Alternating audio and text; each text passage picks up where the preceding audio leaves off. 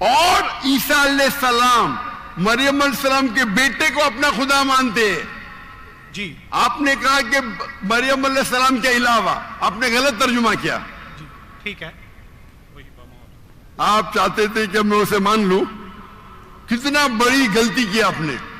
جی یہ آیت کہتی ہے کہ انہوں نے عیسیٰ علیہ السلام کو اپنا رب بنایا. آپ کہہ رہے تھے عیسیٰ علیہ السلام کے علاوہ دوسروں کو رب بنایا. کتنی بڑی غلطی. اگر آپ انجانے میں کیے تو آپ کو معاف ہے، جان بوجھ کے کیے تو شیطانی ہے. نہیں، جان بوجھ کے نہیں کیے، اللہ معاف کرے. تو معاف کیا آپ کو. میری اوقات ہی نہیں ہے کہ میں جان بوجھ کے آپ نے اگر غلطی سے کی تو میں آپ کو معاف کرتا ہوں. آپ میرے بھائی ہیں، میں آپ سے پیار کرتا ہوں. میں بھی آپ سے بہت پیار کرتا ہوں. آئی لو یو ڈاکٹر صاحب. I love you too. تو اس کے اندر لکھا ہے کہ وہ اپنے پادری، اپنے پریسٹ اور عیسیٰ علیہ السلام ابن مریم علیہ السلام کے بیٹے کو رب مانا. اور یہ کئی جگہ لکھا ہے، کئی جگہ.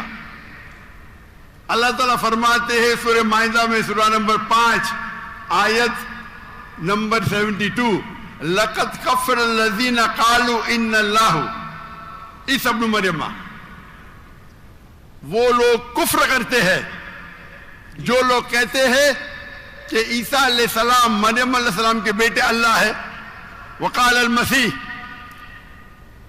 لیکن عیسیٰ علیہ السلام نے کہا یا بنی اسرائیل اوچنا فی اسرائیل اعبدوا اللہ، اللہ کی عبادت کرو، ربی و ربکم، جو میرے رب ہے اور تمہارے رب ہے.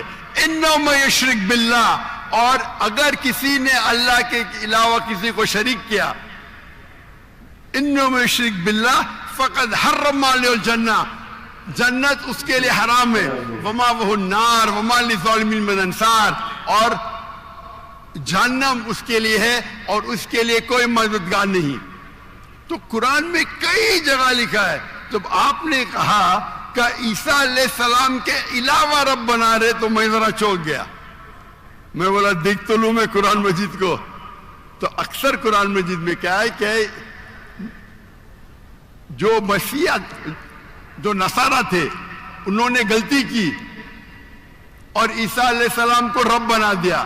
اور عیسیٰ علیہ السلام نے عیسیٰ علیہ السلام نے کیا جواب دیا؟ یا بنی اسرائیل، شما اسرائیل ادونائی الوہیم.